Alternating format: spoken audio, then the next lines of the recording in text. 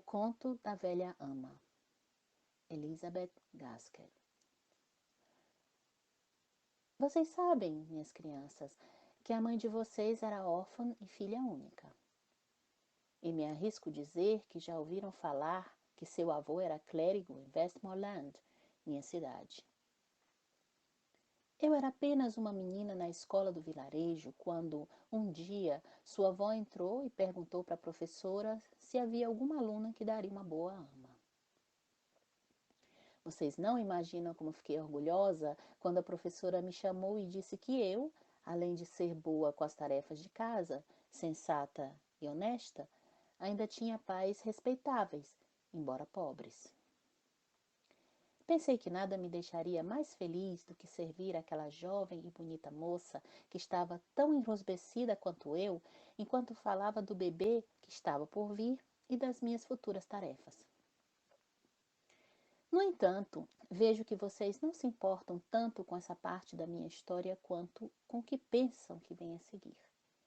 Então, vou falar de uma vez. Comecei a trabalhar na residência antes que a senhorita Rosamond, o bebê, que agora é a mãe de vocês, nascer.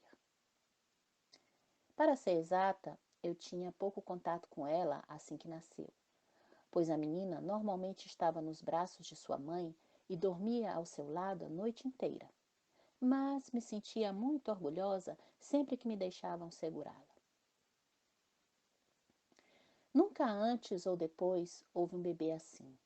Embora vocês tenham sido boazinhas na maior parte do tempo, nenhuma criança era tão doce e com um ar tão triunfante quanto a mãe de vocês. Puxou a mãe dela, que era uma verdadeira dama, neta do Lord Cornwall de Northumberland.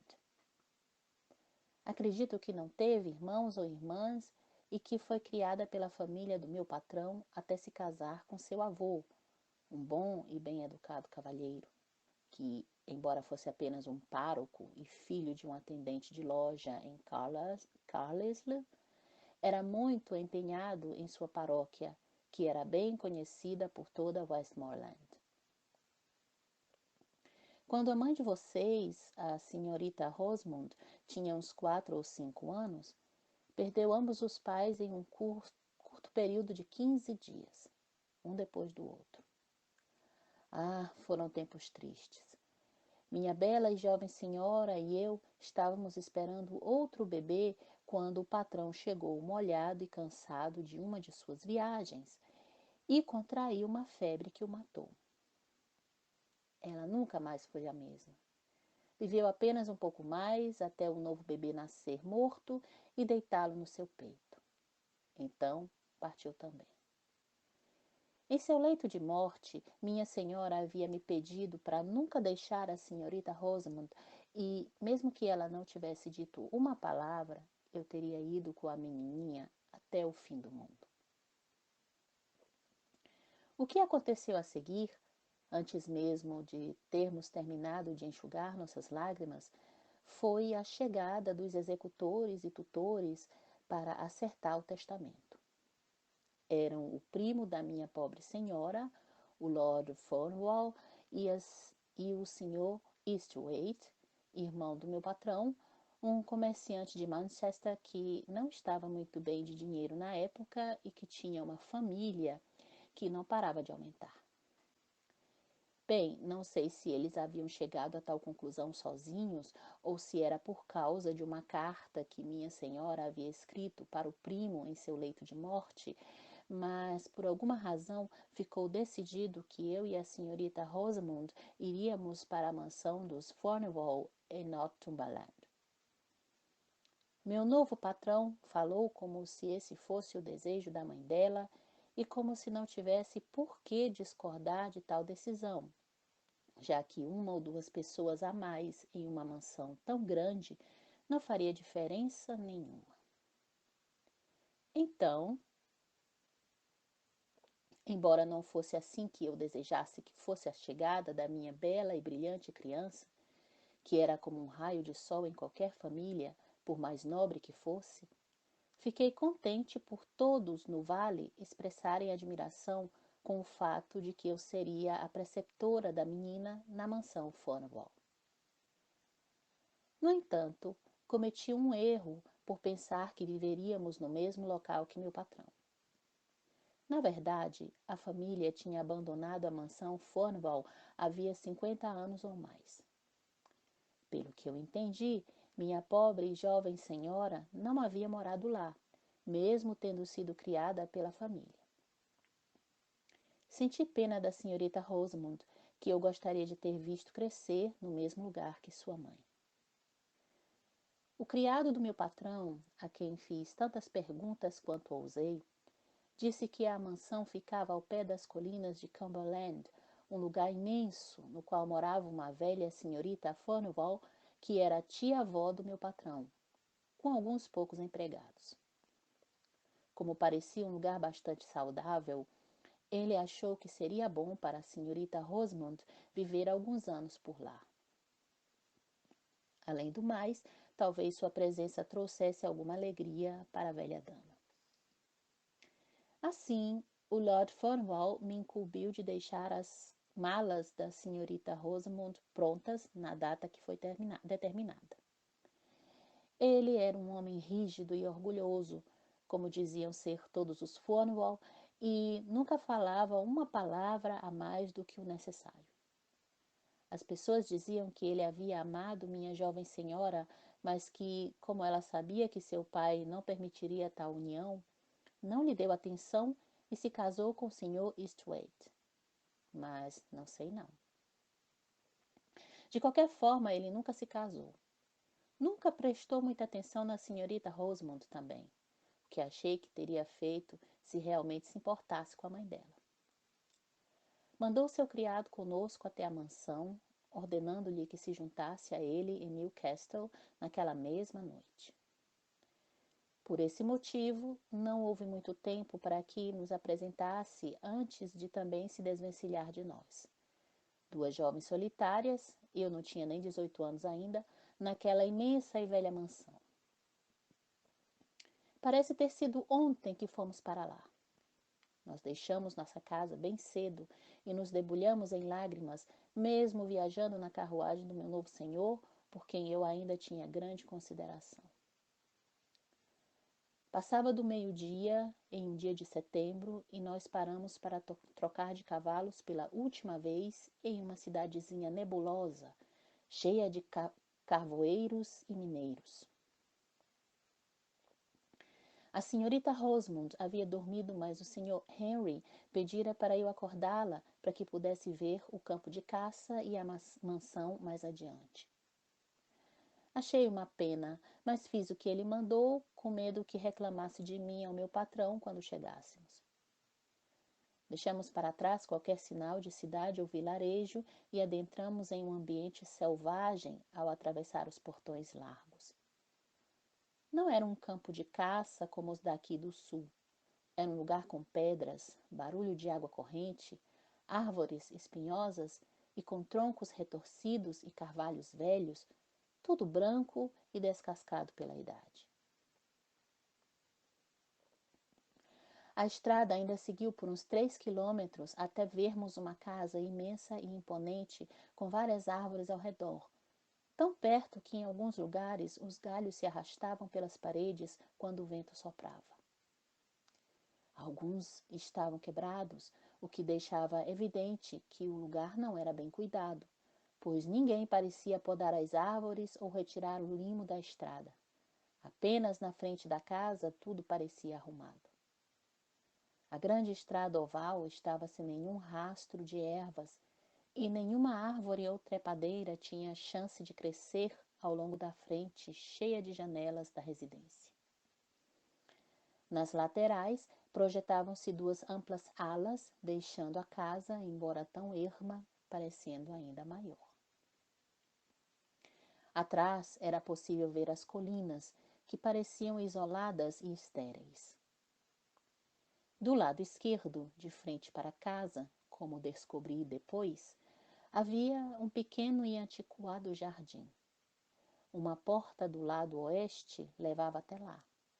Porta que havia sido limpa por alguma velha dama Cornwall, mas que já se encontrava novamente ofuscada pelos galhos da floresta. Poucas flores teriam vivido ali naquela época. Quando chegamos à grande entrada, fomos direto para o saguão e achei que tivéssemos nos perdido, de tão larga, grande e vasta que era a casa. Havia um lustre todo de bronze pendurado no meio do teto e, como eu nunca tinha visto um antes, olhei impressionada. Então, de um lado do saguão se destacava uma grande lareira, tão larga quanto uma casa na minha cidade, com um suporte de ferro maciço para colocar madeira, ao lado de sofás pesados e antigos. Do lado oposto, à esquerda de quem entrava, no lado oeste, ficava um órgão tão imenso junto à parede que preenchia boa parte daquele espaço. Em seguida, no mesmo lado, havia uma porta. Do lado oposto, mais duas, uma de cada lado da lareira, dando acesso para a ala leste. Mas por essas duas portas eu nunca passei durante o tempo em que estive naquela casa. Então, não posso dizer o que havia do outro lado. A noite estava chegando e o saguão, sem o fogo aceso, parecia escuro e triste. No entanto, não ficamos muito tempo por lá. O velho criado que havia nos recebido e se curvado para o Sr. Henry nos levou através da porta, passando pelo órgão, e nos guiou pelos corredores pequenos e pelas passagens até a sala de estar do lado oeste, onde ele havia nos informado que estava a senhorita Cornwall. A pobrezinha da senhorita Rosamond segurou minha mão com toda a força, como se tivesse assustada e perdida naquele lugar enorme. Quanto a mim, não estava muito melhor. A sala de estar oeste tinha um aspecto bem alegre, com uma calorosa lareira, muitos móveis confortáveis. A senhorita Cornwall era uma mulher de quase 80 anos, acredito. Era alta, magra e tinha um rosto cheio de rugas que pareciam desenhadas pela pontinha de uma agulha. Seu olhar era bem atento. Acho que por sua deficiência auditiva tão severa que a obrigava a usar um dispositivo em forma de corneta colado à orelha. Sentada junto a ela e trabalhando no mesmo pedaço de tapeçaria estava a senhorita Stark, sua criada de companhia, que era tão velha quanto ela. Ela vivia com a senhorita Cornwall desde que as duas eram muito jovens, e agora parecia mais uma amiga do que uma empregada. A senhora Stark parecia tão fria e cinzenta, como se feita de pedra, que a impressão era que nunca havia amado ou se importado com ninguém. De fato, acho que era esse o caso, exceto por sua senhora, que, devido à sua surdez, era tratada quase como uma criança por ela. O Sr. Henry transmitiu algumas mensagens do meu patrão e se despediu de todas nós, sem dar bola para a mãozinha esticada da minha doce senhora Rosamond, nos deixando lá, sendo observadas pelas duas velhas damas através de seus óculos. Fiquei bem contente quando elas pediram ao velho criado que havia nos recebido para que nos levasse até nossos aposentos. Assim saímos da grande sala de estar, passamos por outra sala e então subimos uma escada que nos levou para uma grande galeria, que era uma espécie de biblioteca cheia de livros de um lado, janelas e escrivaninhas de outro, até que chegamos aos nossos quartos, que ficavam logo acima da cozinha, o que me deixou bastante satisfeita, pois já estava com medo de me perder na vastidão daquela casa. Lá havia um antigo berçário, usado por todos os antigos senhores e senhoras daquela família por muito tempo, com um fogo agradável queimando na lareira, na qual uma chaleira fervia pendurada e apetrechos para o chá espalhados na mesa. Fora desse cômodo ficava um quarto de dormir, com um berço para a senhorita Rosamond ao lado da minha cama. Um velho chamado James chamou sua esposa, Dorothy, para nos dar boas-vindas, e ambos foram tão solícitos e bondosos que logo a senhorita Rosamond e eu nos sentimos quase em casa. Ao final do chá, a menina já estava sentada nos joelhos de Dorothy e tagarelando tão rápido quanto sua pequena língua permitia. Logo descobri que Dorothy era de Westmoreland, e isso aproximou mais de mim.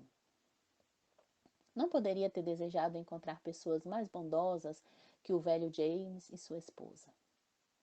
James tinha vivido quase toda a sua vida com a família do meu patrão e achava que não havia melhores pessoas do que eles.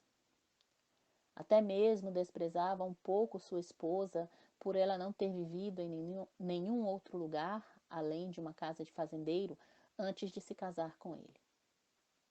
No entanto, demonstrava muita afeição por Dorothy, tanto quanto era possível. Eles tinham uma outra criada abaixo deles, que fazia todo o trabalho pesado. Seu nome era Agnes, e eu, ela, James, Dorothy, a senhorita Furnivall e a senhora Stark formamos uma família, sem esquecer da minha pequena senhorita Rosamond. Eu costumava me perguntar o que eles faziam antes de a criança chegar, pois passaram a gostar tanto dela. Cozinha e sala era a mesma coisa para a gente. A dura e triste senhorita Furnivall e a fria senhora Stark pareciam contentes quando a menina chegava, pulando e batendo os bracinhos como um pássaro, brincando e troteando para lá e para cá, enquanto murmurava e tagarelava alegremente. Tenho certeza de que elas ficavam tristes toda vez que ela retornava para a cozinha, embora fossem orgulhosas demais para pedir que voltasse e ficasse pela sala. Elas também ficavam um pouco surpresas com o gosto da menina, embora dissessem que não era de surpreender, tendo em vista de onde vinha seu pai. A grande e antiga casa era um lugar esplêndido para a pequena senhorita Rosamond. Ela fazia expedições por todos os lados, comigo em seu encalço. Todos os lados, menos a ala leste, que nunca era aberta e para onde nunca pensamos em ir. Na parte oeste e norte já havia lugares muito agradáveis, cheios de coisas que eram curiosidades para nós, embora talvez não fossem para pessoas com mais experiências de vida. As janelas eram escurecidas pelos movimentos que os galhos das árvores faziam e pela era crescida em excesso. Mas, na escuridão esverdeada, podíamos ver jarras de louça, caixas de mármore esculpidas, livros pesados e, ainda mais importante, os retratos antigos. Lembro que uma vez minha pequena fez Dorothy ir conosco para dizer quem eram aquelas pessoas todas, pois eram todos retratos de pessoas da família do meu patrão, embora Dorothy não soubesse o nome de cada um deles. Havíamos passado por quase todos os cômodos quando chegamos à antiga sala de estar, que ficava em cima do saguão, onde ficava um retrato da senhorita Furnivall, ou como ela era chamada na época em que era apenas a irmã mais nova, senhorita Grace. Como devia ter sido bela! Nós a observávamos com aquele olhar orgulhoso, demonstrando desdém através de seus belos olhos, com os lábios sinuosos e com as sobrancelhas um pouco arqueadas, como se perguntasse como alguém poderia ter a audácia de olhá-la. Usava um vestido como eu nunca tinha visto antes, mas que devia ter sido moda na época.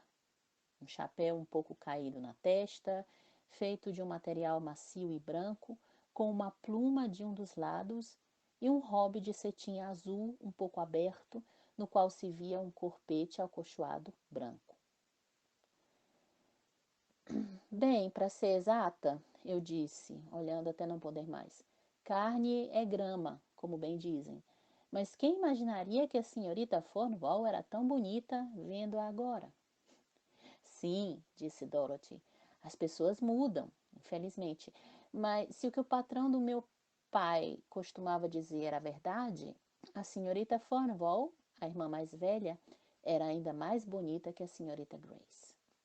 O retrato dela está por aqui em algum lugar, mas se eu mostrar, vocês não podem contar para ninguém que a viram, nem mesmo para James. Será que a mocinha consegue segurar a língua? Ela perguntou. Eu não tinha certeza, já que ela era tão nova, doce, corajosa e ingênua. Assim, incentivei que se escondesse e ajudei Dorothy a virar um retrato imenso que estava encostado em uma parede e não pendurado como os outros. Ela realmente era mais bela que a senhorita Grace e também parecia mais orgulhosa, embora nesse ponto fosse difícil dizer qual das duas ganhava. Eu poderia ter ficado horas olhando para o retrato, mas Dorothy parecia meio assustada de tê-lo mostrado e se apressou em colocá-lo de novo virado contra a parede. Logo depois me fez procurar a senhorita Rosamond, pois havia lugares perigosos para uma criança naquela casa. No entanto, como eu era uma moça corajosa e entusiasmada, não dei muita bola para o que a velha mulher dizia. Gostava de brincar de esconde-esconde como qualquer criança e corri para procurar minha pequena. À medida que o inverno avançava e os dias se tornavam mais curtos, eu tinha quase certeza que às vezes ouvia barulhos como se alguém estivesse tocando o grande órgão do saguão. Não todas as noites, mas sem dúvida com bastante frequência.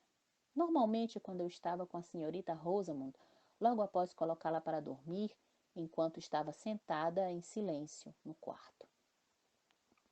Costumava ouvir o órgão fazer um estrondo e depois ir ressoando até desaparecer com um som distante.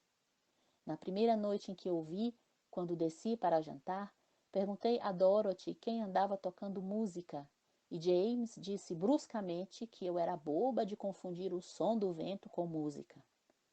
Contudo, vi Dorothy olhar para ele com medo e percebi que Agnes, a empregada da cozinha, sussurrou algo baixinho enquanto ficava pálida. Percebi que eles não gostaram da minha pergunta. Então, segurei minha curiosidade até estar a sós com Dorothy, quando sabia que poderia obter alguma informação com ela. Assim sendo, no dia seguinte, fiquei atenta, e assim que a peguei sozinha, tentei convencê-la a me contar quem havia tocado o instrumento, pois sabia muito bem que o barulho era do órgão e não do vento, embora não tenha dito isso a James. No entanto, posso garantir que Dorothy já tinha aprendido sua lição, pois não consegui lhe arrancar uma palavra que fosse. Então tentei a sorte com Agnes, embora sempre tivesse olhado para ela como minha inferior, o que valia um pouco para Dorothy e James também, e ela se mostrou um tanto mais prestativa que os outros. Ela disse que eu não deveria nunca, jamais contar o que me falaria, e se fizesse isso, não poderia mencionar como ficara sabendo. Era um barulho estranho e ela havia ouvido inúmeras vezes, principalmente nas noites de inverno e antes de tempestades. As pessoas diziam que era o antigo patrão tocando no saguão, como costumava fazer quando era vivo, mas quem ele era, por que tocava e por que especificamente escolhia as noites de inverno e tempestade para fazer isso, nem ela, nem ninguém sabia dizer.